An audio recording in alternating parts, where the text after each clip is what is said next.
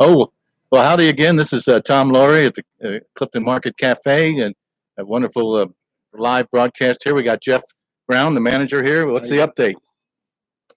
We're just humming right along into the fall now. School's back in session, so things are picking up. Everybody's tailgating for football and, coming in and getting all their, grill out stuff and chili and soups and things like that. So things are going good. We're working on getting the shelves restocked. We're working with Lipari as our main distributor that we're working with right now to get them back in. And we'll have, the bulk foods have been kind of sparse lately, but we're definitely working on it. And hopefully we'll be in the next, couple of weeks, we'll be back to and raring to go. So, great. And we got CliftonFest this coming weekend. Yep. We're going to have a ukulele player here. He's gonna, his whole program that he works with, Ronald McDonald House, donating ukuleles, and he does lessons, and he's a really interesting fella. He's gonna be here both days, and we'll have samples in all of our departments for people to try and new things or stuff that some of your favorites. You can come in and get a little free bite to eat while you're enjoying the festival. Is anybody doing chalk drawings out front? We do. We have an artist. She's going to actually do a ukulele themed thing on the sidewalk out front. We sponsored one of the artists. So yep. I can't think of her name offhand. I wish I could, but well, I'm going to make up a flyer. I'll put it in the literature box. We actually do have some flyers up at the, or we did. We might be out of them now, but it's got all the information on it. So yeah. Yep. Well, great, Jeff. We'll look forward to next weekend, and we'll get things moving here quickly. Sounds good. Right, okay. Thank you, Jeff. Thanks. Sure. And next up, we have Josephine Keenan, a local author, playwright, and you can introduce yourself. I'm Josephine Keenan. I've lived in Clifton for a long time. I won't say how long, but it goes way back to the 70s. And I have written 3 books. They're a series entitled the Days of Elvis series, although they're not about Elvis. He's in them, but they're about a young girl who comes from a broken home, and she's trying desperately to cope with this situation, and she gets into some serious trouble. And the trouble reflects in the book as how people were treated, especially women, back in the 50s. The books were written for teenagers, well, actually young adults. That goes beyond teenagers. And oddly enough, my primary reading audience is old folks. I think because the books take them back to their high school days. And is this in, where is this, in Arkansas? The books are set in El Dorado, Arkansas, which is a small town where Elvis Presley did concerts before he ever hit the top. And actually, the chapter 1 of the book starts at one of these concerts. And the heroine, Julie Morgan, is at the concert wondering why they even went to see this unknown person. And she's with her 3 friends, and they all want to get into the in crowd. And in the middle of the concert, a boy arrives, of course. We have to have a young man, and he is the favorite of one of the 3 girls. And he likes Julie. So he gives them the impression that he and Julie have been dating, but they haven't. And the other 3 girls get angry and leave her stranded at the concert. And I thought maybe I'd read a little 5-minute passage about that. Yes, absolutely. It would be fantastic. So the girls storm out of the stadium, and she turns on the boy, Eugene, and says, "Why on earth would you say we had a Coke date? Now they're furious with me. I may not have a ride. I'll take you home." No way. I tore down the stadium steps. By the time I got to the gates, the girls were nowhere in sight. I darted across the asphalt parking lot to where we had left the car. The space was empty. My heart beat faster. Maybe I was in the wrong place. I rushed around looking, but the car was gone. Now what? If I called Mama to come get me, she'd never let me go out with Della and them again. Back inside the gates, I watched people straggle up to the concession stand. After a few minutes, a big finale resounded from inside the stadium, followed by pounding applause, and people began streaming out. Intent on chatting with her group, Maylene McCord, leader of the in crowd, bumped into me as they hurried past.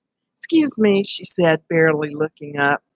I opened my mouth to ask her for a ride, then closed it, unable to bear hearing the flimsy excuse she'd give me. I watched until she and her flock, with their happy chatter and bright smiles, melted into the glowing night. Elvis Presley, now wearing all black, came out to sign autographs.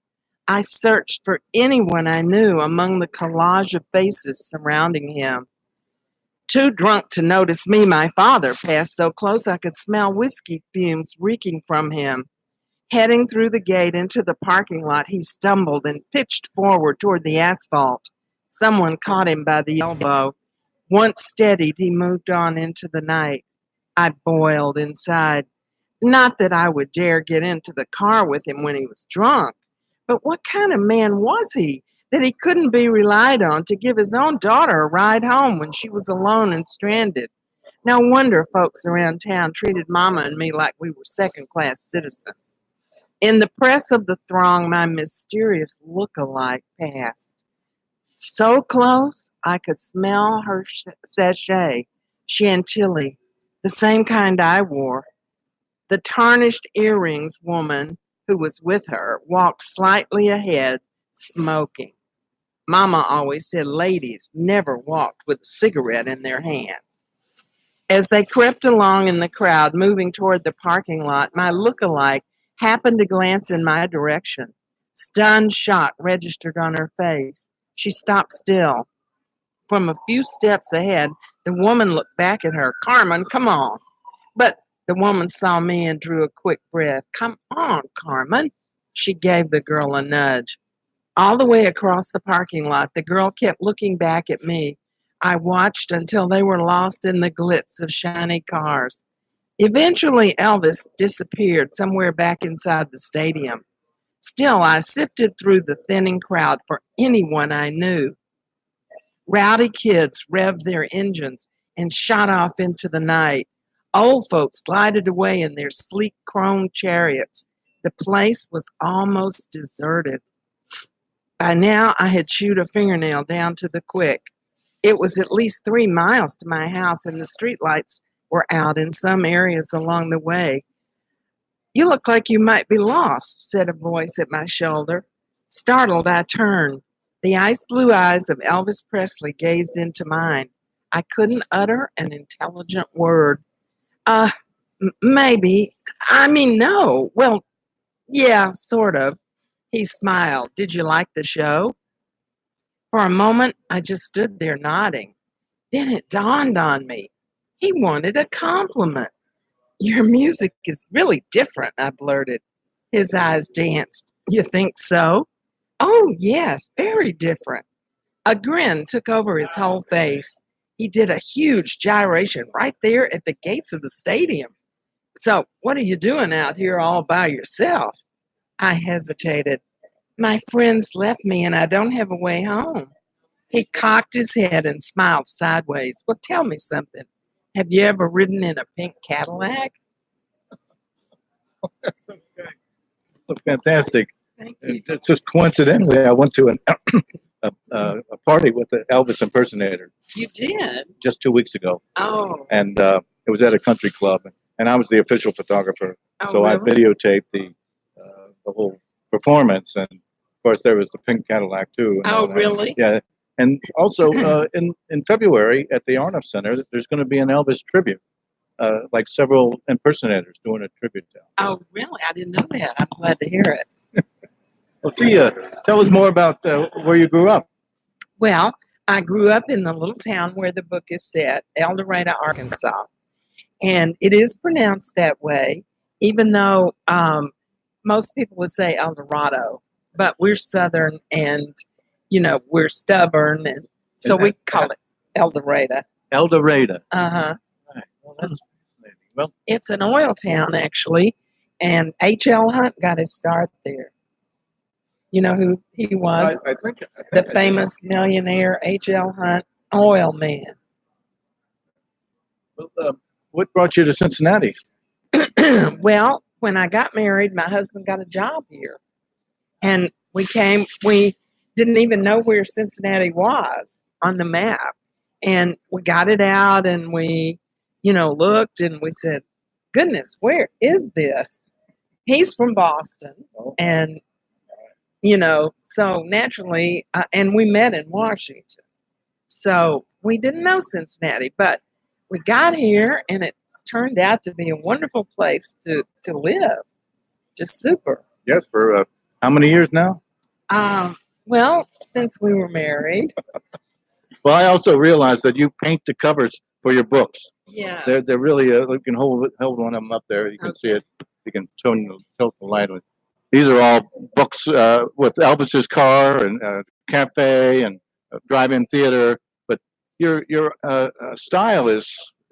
I was looking at the website. You have a wonderful website, and I saw greatness in the art. One of the Really? pieces with the sailboat seemed like a hopper. Mm. You know Edward Hopper?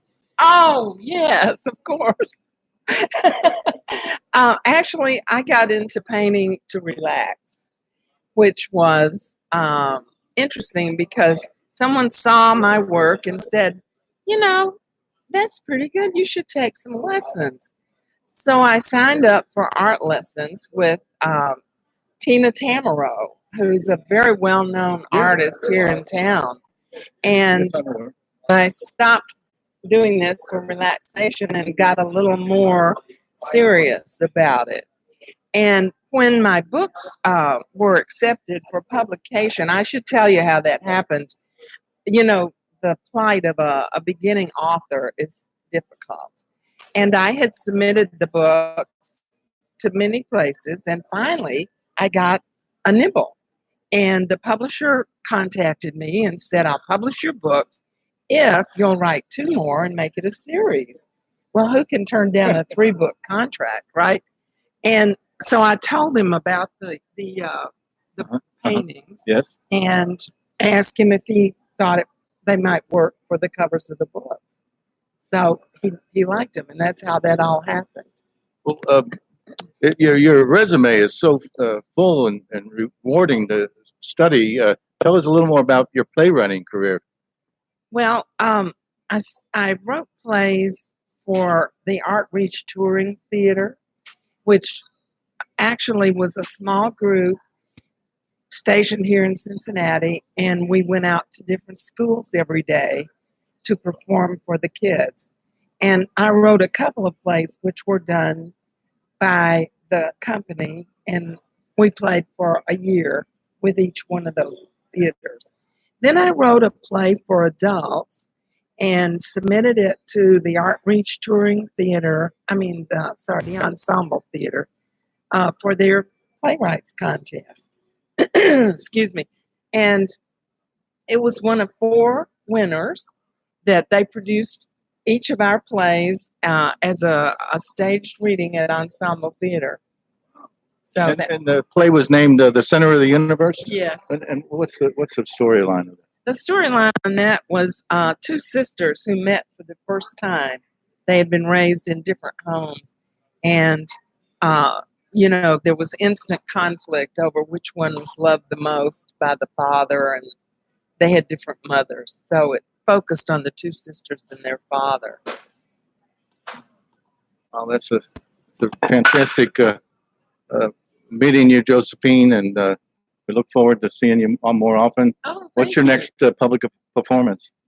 Well, I'm hoping to get an agent because these books were accepted without a literary agent. So I'd like to get an agent, and I have 2 more books ready to go as soon as I get the agent. So that's my next project. Well, I have to thank Eric Davis at the library for turning me on to you. Oh, Although how I've nice. heard of your name in the past, and we might have met at various art openings.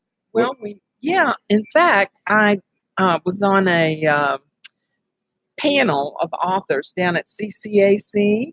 I think you were in on that, and also up at the inn, the bed and breakfast inn. Oh yes, Uh, at the Clifton House. Yes, that Tracy did. That's where I met That's you. probably Yes. where we met. Yes.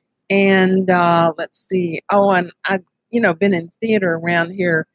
I retired from theater in '06 to focus solely on writing, which I had been inspired to do by Gone with the Wind. I read that when I was 11, and I couldn't stand it that I didn't get an answer as to whether Scarlett got Rhett back. So I thought, well, I'll write the sequel someday. And of course, they beat me to it before I could get around to doing it. But I did always want to write. And so when I retired from theater, I just made this my full-time job. Amazing, Josephine. It's a great honor to meet you. Oh, well, thank you so much for having me. It's an honor to meet you. You do so much for Clifton and the people Thank you. of Clifton. We're trying to keep the market alive for perpetuity. It's a big struggle, and I started these broadcasts to get the word out and day to day, and now I do them week to week. So I always like to get an author, because the authors know how to talk. If I get an artist may not say anything. We can't shut up, can we? But you're both an artist and author, so that's super. Thank you very much. Well, Josephine. thank you. All right, well, there we go, and I'll let you go, and I'll finish up with some other news of the community. The lineup for CliftonFest. We got CliftonFest next weekend. Josephine left some little cards here. I'm going to put in the literature box over by the office there. And the new Clifton Chronicle is out. There's some also in the Clifton Plaza in the literature boxes. The music lineup for CliftonFest is as such on Saturday. They're going to have the big stage over at in front of Ormond. Tracy Walker Band is going to start. The Tracy Walker Band is going to start at 11 a.m. They're going to play till 12:15. She's an award-winning singer-songwriter celebrating 25 years of making music. Next is the Nasty Natty Brass Band at 12:45 to 2 p.m. It's a socially conscious New Orleans second line inspired brass band. They own jazz, fusion, funk, and soulful sound. And then at 2:30 to 3:45 is the Mac West. Mac West is performing. It's an original mix of Western, rock, country, and blues. Lagniappe is next at 4:15 to 5:30. It's Cajun, Zydeco, Eastern European Gypsy, New Orleans blues. It's what? Question mark, exclamation mark, is from 6 p.m. to 7:15. Investigating and investing in the bright future in spite of the current darkness. Hip-hop, jazz, experimental. Acaria is next at 7:45 to 9 p.m. What is tribal rock? Some say it feels like rusted root mixed with Led Zeppelin with a little Mumford & Sons sprinkled in. Ingredients include earthy percussion, rocking bass, interlocking strings, and deep vocals with sounds and songs inspired by nature. And to finish off the evening from 9 p.m. to 11 p.m., the Cliftones are a group of musicians who are together, create powerful music, a unique style of crucial powerhouse roots reggae, and a true sense of roots and culture. The Cliftones blend the sounds of a relentless dance groove with a positive upliftment in the lyrical passage. Wow, I've got to stay for all the shows. Sounds so good.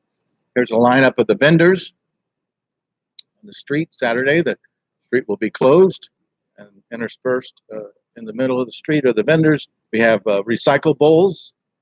I suppose it's something in a taco or a crispy shell.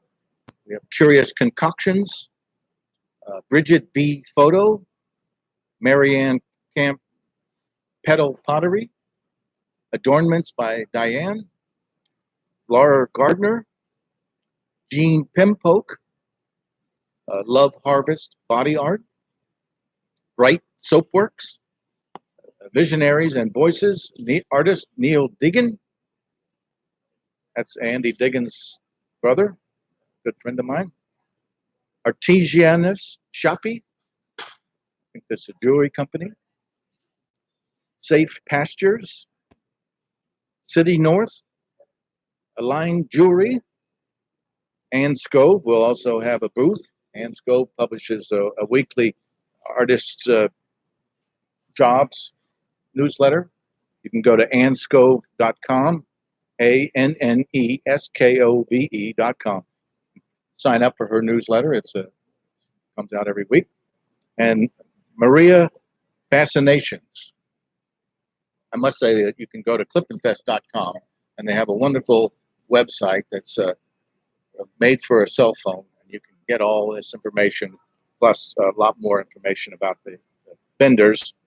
The food vendors are going to be Mickey's Cheese Sickles, the Arpa Place Colombian Venezuelan Street Food, Bridges, Connecting Through Food, South Asian Food, Like Mom's Only Vegan Cupcakes and Cookies, and finally, Queen City Hemp. If you are an artist who creates a boutique quality and quantities of fine craft or artwork and can set up a tent and tables to show and sell your work on Saturday, October 5th, there might still be time for you to sign up. You can download the application at cliftonfest.com/vendors, and you can always contact them by sending an email to info@cliftonfest.com. Rounding out today's broadcast is something from Palma Mitchell. You might remember George Bishop, her husband, passed away recently. He was a University of Cincinnati political scientist, and she posted on Facebook, there's a Vanity Fair article that just came out that goes into detail about a legendary piece of research by her husband, George Bishop. He would be thrilled beyond words to see it, super proud. I'm sorry he didn't live long enough to appreciate this recognition. And I'm going to put this in the Plaza box, literature box, and you can read it. Well, hopefully we can get a story in the Clifton Chronicle about it. But I'll read a couple of paragraphs of this start of this article in Vanity Fair by Peter Hambley. Intense Democracy, How Two Academics Are Trying to Break the Outrage Cycle. An experiment now underway in Texas is testing a radical position. What if voters actually knew what they were talking about? There's a famous story amongst pollsters involving George Bishop, a University of Cincinnati political scientist. Almost 4 decades ago, Bishop, an expert in public opinion research, who passed away earlier this year, devised an experiment to unleash on the American electorate. In a series of surveys, he asked a sample of people their opinion on whether the Public Affairs Act of 1975 should be repealed. Roughly a third of the respondents offered a firm opinion one way or another. This was suspicious enough. A whole third of Americans knew enough about the Public Affairs Act to have an opinion on it. But there was another reason to doubt the results. There was no such thing as the Public Affairs Act of 1975. It was an invention only for the purposes of the poll, but people felt compelled to weigh in anyway. Bishop called the responses like these pseudo-opinions, and today, almost 40 years later, our political culture is full of them. He is emphasizing the reality-distorting power of social pressure in polling. People are generally not well informed, but they want to give the impression that they are, whether they're responding to a pollster, chatting about politics at the office, or frantically scanning Wikipedia before posting a scorching hot take on Twitter or Facebook. The simple fact is that a lot of big policy issues, there isn't any informed public opinion. Bishop would say years later. I'll say that again. The simple fact is that on a lot of big policy issues, there really isn't any informed public opinion. Bishop would say years later. Pollsters today routinely ask people to give their opinions on issues, healthcare, immigration, the environment, the economy, and how each party or president is handling those broad topics. These questions are asked without any real explanation or context, and yet the results of these polls end up steering consequential decisions made in campaign offices, newsrooms, lobbying shops, and the White House. So this is fascinating. I'll send this will be up at the plaza. You can go to the Vanity Fair website and read the whole article or read it in your issue when it comes in the mail. I'll just sort of scan quickly through the issue of the Chronicle here. We have the 10th anniversary of the CCAC's Golden Ticket Jury exhibition is coming up. It runs till November 1st. The opening is, I can't just get it right there. Of course, CliftonFest. We have the new art gallery on Ormond. They're going to unveil the new murals on the west wall of the Ludlow Garage on October 5th. Sean Mullaney is working furiously as a volunteer, full-time volunteer job, getting those murals installed. Cairns, this new school, and the old Clifton School has an article. Clifton Music Club celebrates 102 years. The library has a great story about the Independent Eye. It was in a political newspaper in the 60s, published out of the Lloyd House, now residence of Ellen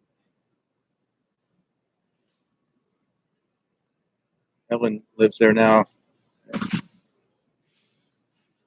And we have some more articles by Jeff Geoff Gelke about the carriage houses.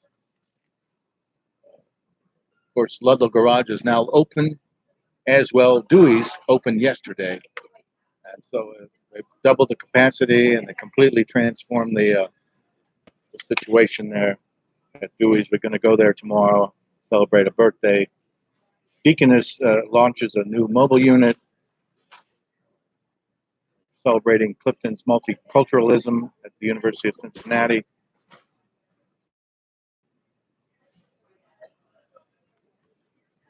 And that's all we have. I see Denise Treehouse has just gotten here. Maybe I can get her to say something, but looks like she's on the phone. So I'm going to sign off for now. This is Tom Laurie, another great episode of Clifton Live from Clifton Cafe and Clifton Market.